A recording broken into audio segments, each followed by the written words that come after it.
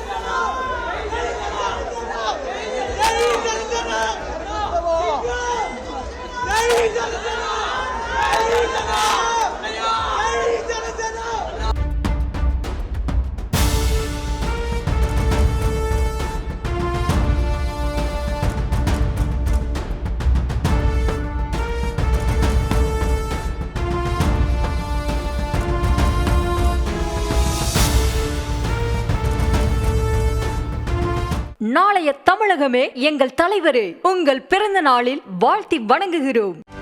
செய்திகளை உடனுக்குடனும் துல்லியமாகவும் தெரிந்து கொள்ள சப்ஸ்கிரைப் பண்ணுங்க.